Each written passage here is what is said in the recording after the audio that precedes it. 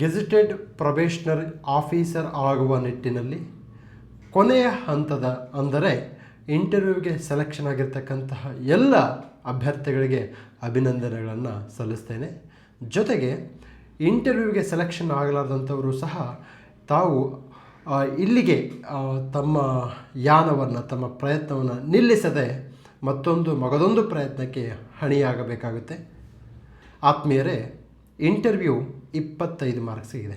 ಬಹಳಷ್ಟು ಜನರಿಗೆ ಏನು 25 ಮಾರ್ಕ್ಸ್ ಇದೆ, ಮಿನಿಮಮ್ 10 ಕೊಡ್ತಾರೆ, ಮ್ಯಾಕ್ಸಿಮಮ್ 20 ಕೊಡ್ತಾರೆ.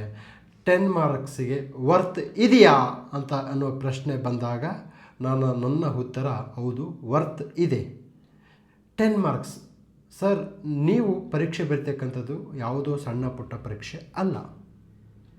ಇದು ಕರ್ನಾಟಕ ರಾಜ್ಯದ ಅತ್ಯಂತ ಗೌರವಾನ್ವಿತ ಮತ್ತು ಜನಸೇವೆ ಮಾಡ್ತಕ್ಕಂತಹ ಒಂದು ಪೋಸ್ಟ್ಗೆ ನೀವು ಸೆಲೆಕ್ಷನ್ ಆಗ್ತಕ್ಕಂಥವ್ರು. AC, tahsildar, DYSP, executive officer, other districts officers okay ಆಗುವ ನಿಟ್ಟಿನಲ್ಲಿ ಒಂದೊಂದು ಮಾರ್ಕ್ಸ್ ಸಹ ಭಾಳ ಇಂಪಾರ್ಟೆಂಟ್ ಬಿಡುತ್ತೆ. Leave it about 1 marks, even 0.5 marks is also going to decide your future and fate. So ಈ ನಿಟ್ಟಿನಲ್ಲಿ ತಾವೆಲ್ಲರೂ ಸಹ ಒಂದೊಂದು ಅಂಕಗಳನ್ನು ಪಡೆಯಲು ಸಹ ಅವಿರತ ಶ್ರಮವನ್ನು ಪ್ರಯತ್ನ ಪಡಬೇಕಾಗುತ್ತೆ. ಏನಕ್ಕೆ ಅಂತಂದರೆ ನಾವು category wise, rural, Kannada medium ಹೆಚ್ಚಿಗೆ ಅಂತ ಡಿವೈಡ್ ಮಾಡ್ಕೊಂಡು ಹೋದಾಗ ಒಂದೊಂದು ಮಾರ್ಕ್ಸು ಸಹ ನಿಮ್ಮ ಭವಿಷ್ಯವನ್ನು ಬದಲಾಯಿಸುತ್ತೆ. ಈ ನಿಟ್ಟಿನಲ್ಲಿ ತಾವೆಲ್ಲರೂ ಇಂಟರ್ವ್ಯೂವಿಗೆ ಅತ್ಯಂತ ಶ್ರದ್ಧೆಯಿಂದ ಪ್ರಿಪ್ರೇಷನ್ ಮಾಡಬೇಕಾಗುತ್ತೆ. ಸರ್, ಇಂಟರ್ವ್ಯೂಗೆ ಹೇಗೆ ಪ್ರಿಪ್ರೇಷನ್ ಮಾಡಬೇಕು ಅಂತ ಕೇಳಿದರೆ, ನೋಡಿ, ನಂದು KS 3, IS 3 6 ಇಂಟರ್ವ್ಯೂ ಮಾಡಿದ್ದೀನಿ. ಮೊದಲ 3 ಇಂಟರ್ವ್ಯೂಲ್ಲಿ ಅವ್ರು ನನಗೆ ಮಾಡ್ತಾಯಿದ್ರು, ಆಮೇಲೆ 3 ನೆಕ್ಸ್ಟ್ ಇಂಟರ್ವ್ಯೂಗಳನ್ನ ನಾನು ಅವ್ರಿಗೆ ಮಾಡ್ತಾಯಿದ್ದೆ. ಗೊತ್ತಾಯಿತು ನನಗೆ ಇವರು ಇದನ್ನೇ ಕೇಳ್ತಾರೆ, ಇದನ್ನೇ ಮಾಡ್ತಾರೆ ಅಂತೇಳಿ. ಒಂದು ಎಕ್ಸಾಂಪಲ್ ಹೇಗೆ ನಾನು ಅವ್ರನ್ನ ಇಂಟರ್ವ್ಯೂ ಮಾಡ್ತಿದ್ದೆ ಅಥವಾ ಅವ್ರ ಮೈಂಡ್ಸೆಟ್ನ ಹೇಗೆ ಡಿಕೋಡ್ ಮಾಡಿದ್ದೆ ಅಂತ ಅನ್ನೋದಕ್ಕೆ ಒಂದು ಎಕ್ಸಾಂಪಲ್ ಹೇಳ್ತೀನಿ. ಸೊ ಮೊನ್ನೆ UPSC ಎಕ್ಸಾಮ್ಸಲ್ಲಿ ನನ್ನ ಒಬ್ಬ ವಿದ್ಯಾರ್ಥಿ ಇಂಟರ್ವ್ಯೂಗೆ ಸೆಲೆಕ್ಷನ್ ಆಗಿದ್ದ. ಅವರು ತೆಗೆದುಕೊಂಬಂದರು ತಮ್ಮ ಡೀಟೇಲ್ಡ್ ಅಪ್ಲಿಕೇಶನ್ ಫಾರ್ಮಲ್ಲಿ ಹಾಬೀಸಲ್ಲಿ ಏನಂತ ಹೇಳಿದ್ರು ಅಂದರೆ ಕ್ರಿಕೆಟ್ ನೋಡುವುದು ಅಂತ ಹಾಕಿದ್ರು. ನಾನು ಹೇಳಿದೆ, ಕ್ರಿಕೆಟ್ ನೋಡುವುದು ಅಂದರೆ ಯಾವ ಕ್ರಿಕೆಟು? T20ನಾ, ಟೆಸ್ಟಾ, ವರ್ಲ್ಡ್ ಕಪ್ಪಾ, 60-60ನಾ, ಅಥವಾ ಯಾವ ಎರಾದಲ್ಲಿ ಏನಿದೆಯಾ? ಸುನಿಲ್ ಗವಾಸ್ಕರ್ ಕ್ರಿಕೆಟ್ ನೋಡ್ತೀಯಾ, ಸಚಿನ್ ತೆಂಡೂಲ್ಕರ, ವಿರಾಟ್ ಕೊಹ್ಲಿ, ಶುಭಮನ್ ಗಿಲ್? ಅಂದರೆ ಬರೀ ಕ್ರಿಕೆಟ್ ನೋಡುವುದು ಅಂತಂದರೆ ಇಡೀ ಕ್ರಿಕೆಟ್ ಬಗ್ಗೆ ನೀವು ತಲೆ ಮೇಲೆ ಹೊತ್ಕೊಂಡಂಗಾಗುತ್ತೆ. ಅಷ್ಟೆಲ್ಲ ಹೊತ್ಕೋಬಾರ್ದು ತಲೆ ಮೇಲೆ. ನಾನು ಹೇಳಿದೆ ನನಗೆ ಕ್ರಿಕೆಟ್ ಯಾವುದು ಇಂಟ್ರೆಸ್ಟಪ್ಪ ಅಂತ ಕೇಳಿದೆ. IPL ಅಂತ mention it. Watching IPL cricket ಅಂತ ಮೆನ್ಷನ್ ಮಾಡಿ. ಅವಾಗೇನಾಗುತ್ತೆ, IPL ರಿಲೇಟೆಡ್ ಕ್ವಶನ್ಸ್ ಬರುತ್ತೆ. ನಾನು ಹೇಗೆ ಅಸ್ಯೂಮ್ ಮಾಡಿದ್ದು, ಹೇಗೆ ನಾನು ಗೆಸ್ ಮಾಡಿದ್ದು, ಅದೇ ಮಾದರಿ ಪ್ರಶ್ನೆಗಳು ಅವರ ಒಂದು UPSC ಫೈನಲ್ ಇಂಟರ್ವ್ಯೂಲ್ಲಿ ಬಂದಿರತಕ್ಕಂಥದ್ದನ್ನು ನೋಡ್ಬೋದು. ನಾನು ಪ್ರತಿ ದಿವಸ ಸಾಕಷ್ಟು ವಿದ್ಯಾರ್ಥಿಗಳಿಗೆ ಇಂಟರ್ವ್ಯೂ ತೊಗೊಳ್ತಾ ಇದ್ದೀನಲ್ಲ, ಎಲ್ಲರೂ ಬರ್ತಾರೆ, ಸರ್ ಕಾದಂಬರಿಗಳನ್ನು ನಾನು ಓದ್ತಿದ್ದೀನಿ. ಸರ್, ನೀವು ಯಾವ ಕಾದಂಬರಿ ಓದ್ತೀರ ಮೆನ್ಷನ್ ಮಾಡಿ. ಕುವೆಂಪು ಅವರ, ಪೂರ್ಣಚಂದ್ರ ತೇಜಸ್ವಿಯವರ, ಸಾರಾ ಅಬೂಬಕರ, ದೇವನೂರು ಮಹಾದೇವ, ಲಂಕೇಶ ಅಥವಾ ಭೈರಪ್ಪನವರ, ಯಾರ್ದು? ನೀವು ಇಡೀ ಕನ್ನಡ ಕಾದಂಬರಿ ಲೋಕ ಅಂತಂದರೆ ಪಂಪನಿಂದ ಹಿಡಿದು ಚಂಪವರೆಗಿನ ಕಾದಂಬರಿಗಳನ್ನು ಓದೋಕ್ಕಾಗುತ್ತಾ? Highly impossible. ಸೊ ಮೆನ್ಷನ್ ಮಾಡಿ. ನೀವೇನು ಮಾಡಬೇಕಪ್ಪ ಅಂತಂದರೆ, ಯಾವ ಕಾದಂಬರಿಗಳು ನವೋದಯನ, ನವ್ಯನ ಅಂತ ಮೆನ್ಷನ್ ಮಾಡಿದಾಗ ಅದೇ ಮಾದರಿಯ ಪ್ರಶ್ನೆಗಳು ಬರ್ತವೆ. ನನಗೆ ಯಾರೋ ಒಬ್ಬರು ಕಾದಂಬರಿಗಳು, ದೇವನೂರವರ ಕಾದಂಬರಿಗಳು ಓದ್ತೀನಿ ಅಂದರೆ ನನ್ನ ನೆಕ್ಸ್ಟ್ ಕ್ವಶನ್ನು ಸಾಕವ್ವನ ಪಾತ್ರ ಏನು ಹೇಳಿ ಅಂತೇಳಿ ನಾನು ಕೇಳಿದೆ. So this is the importance of the ನಿಮ್ಮ ಡ್ಯಾಫ್ ಫಿಲ್ ಮಾಡ್ತಕ್ಕಂಥದ್ದು. ನೆಕ್ಸ್ಟು ಮೋಸ್ಟ್ ಇಂಪಾರ್ಟೆಂಟು, ನಿಮಗೆ ಬಂದಂತಹ ಪ್ರಶಸ್ತಿಗಳು, ತದನಂತರದಲ್ಲಿ ಪ್ರಶಂಸೆಗಳು, ಇವೆರಡೂ ಸಹ ನಿಮ್ಮ ಇಂಟರ್ವ್ಯೂಗೆ, ನಿಮ್ಮ ವ್ಯಕ್ತಿತ್ವಕ್ಕೆ ಕಿರೀಟವನ್ನು ತೊಡಿಸ್ತಕ್ಕಂತಹ ಅಂಶಗಳು. ಮೊನ್ನೆ ನಮಗೊಬ್ಬರು ಇನ್ಸ್ಪೆಕ್ಟರ್ ಅವರು ಬಂದಿದ್ದರು. ಅವರು ಇಂಟರ್ವ್ಯೂಗೆ ಸೆಲೆಕ್ಷನ್ ಆಗಿದ್ದಾರೆ. ಓಕೆ, ಅವರು ಎಲ್ಲ ಬರೆದು ಲಾಸ್ಟಿಗೆ ನಾನು ಕೇಳಿದೆ, ಸರ್ ನಿಮ್ಗೆ ಯಾವುದು ಪ್ರಶಸ್ತಿ ಬಂದಿಲ್ವಾ, ಪ್ರಶಂಸೆ ಬಂದಿಲ್ಲ ಅಂದರೆ? ಇಲ್ಲ ಸರ್, ಮಾಮೂಲು ಅವ್ರದ್ದು ಇದು ಕೊಡ್ತಾ ಇರ್ತಾರೆ, ಅವರು ಇವರು ಪ್ರಶಸ್ತಿಗಳು ಅಂತ ಅಂದರು. ಯಾವ ಒಂದು ಎಕ್ಸಾಂಪಲ್ ಕೊಡಿ ಅಂತ ಕೇಳಿದೆ.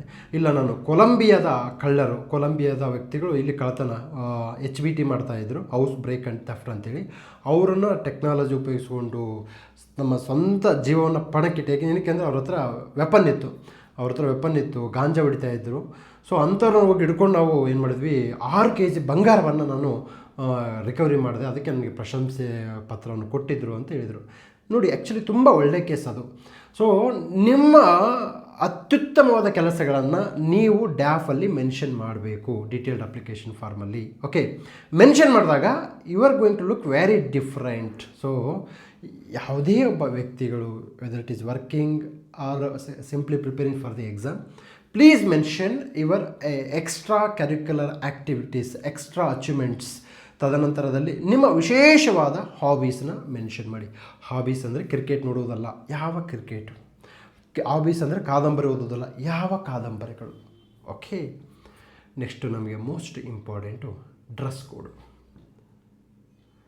ಡ್ರೆಸ್ ಕೋಡಲ್ಲಿ ನೀವು ಹೋಗಿರ್ತಕ್ಕಂಥದ್ದು ಗೆಜೆಟೆಡ್ ಪ್ರೊಬೇಷನರ್. ನೀವು ಸೆಲೆಕ್ಷನ್ ಆಗಬೇಕಾಗಿರೋದು gazetted probationer. You should look like a gazetted probationer officer only man. ಅರ್ಥ ಆಯ್ತಾ? I really appreciate if you wear a blazer. ಏನಕ್ಕೆ ಸರ್ ಬ್ಲೇಸರ್ ಆಗಬೇಕಂದ್ರೆ ನಿಮ್ಮ ವ್ಯಕ್ತಿತ್ವಕ್ಕೆ ಒಂದು ಮೆರುಗನ್ನು ತಂದು ಕೊಡ್ತಕ್ಕಂಥದ್ದು. ಸರ್ ವಿತೌಟ್ ಬ್ಲೇಸರು ಮಾರ್ಕ್ಸ್ ಬರಲ್ಲ, ಬರುತ್ತೆ, ಬಟ್ ದಿ ಇಂಪ್ರೆಷನ್ ಅದು ಕ್ರಿಯೇಟ್ ಮಾಡುತ್ತಲ್ಲ, ದ್ಯಾಟ್ ಈಸ್ ವೆರಿ ಇಂಪಾರ್ಟೆಂಟ್. ನಿಮ್ಮ ಡ್ರೆಸ್ಸು ನಿಮ್ಮ ವ್ಯಕ್ತಿತ್ವದ ಪ್ರತಿಬಿಂಬ.